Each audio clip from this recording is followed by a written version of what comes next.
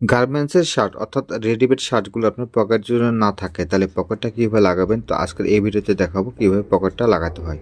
তো দেখুন এই পকেট লাগানোটা খুব সহজ। এইখানে আমি যে আয়রনে ভাঁজ করে তারপর পকেটটা তৈরি করে নিয়েছি।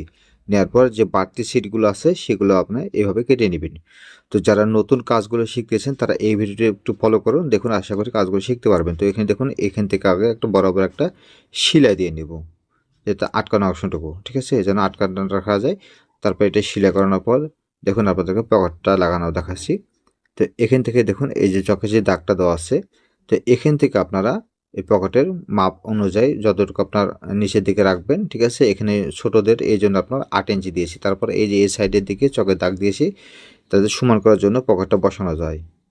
তো এখানে দেখুন এইভাবে সুন্দর করে আগে এই পাশে 2 পয়েন্ট বাড়তি রেখে তারপরে এইভাবে কোনা করে সেলাইটা করে নিতে হবে। তারপর এই সাইডেতে কোনা করে এখানে আপনার সুন্দরভাবে 1 ফুট করে আপনার সেলাইটা দিয়ে সুন্দর করে সেলাইটা বসিয়ে নেবেন। তো বসানোর পর এই জিনিসটাকে ঘুরে নিতে হবে। ঘুরে নেওয়ার পর এখন এই সাইডের দিক থেকে সেলাইটা করে নিতে হবে। তো দেখুন আমি যে চকে যে দাগটা দেওয়া আছে এই সমান করে চকের দাগ বরাবর বাঁধা করে সুন্দর করে সেলাইটা দিয়ে নেবেন। তো এইভাবে এদিকেও আপনার সুন্দর করে ঘুরে নেবেন।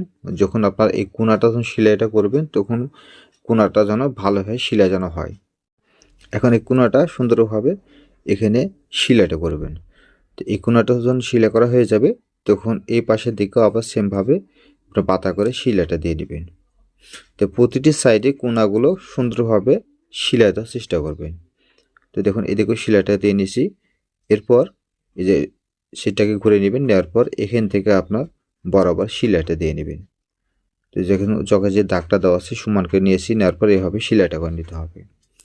তো এই দেখো আপনার এভাবে ঘুরে নেবেন, এই সাইডে থেকে ঘুরে নেবেন, অর্থাৎ আপনার 2 পয়েন্ট বেশি রাখবেন, ঠিক আছে। রাখার পর এখানে রাউন্ডটা দিয়ে নেবেন। তো পুরাতন শার্টের এই পকেট লাগানো খুব সহজ। আপনি এই নিয়মটা যদি ফলো করেন তো আশা করি এই ধরনের কাজগুলো শিখতে পারবেন। তো যারা নতুন এই ভিডিওগুলো দেখছেন তারা অবশ্যই চ্যানেলটি সাবস্ক্রাইব করে রাখবেন, আর যারা এই ভিডিওটি পেজ থেকে দেখছেন তারা পেজটি ফলো দিয়ে রাখবেন। ধন্যবাদ সবাইকে। আসসালামু আলাইকুম ওয়া রাহমাতুল্লাহি ওয়া বারাকাতুহু।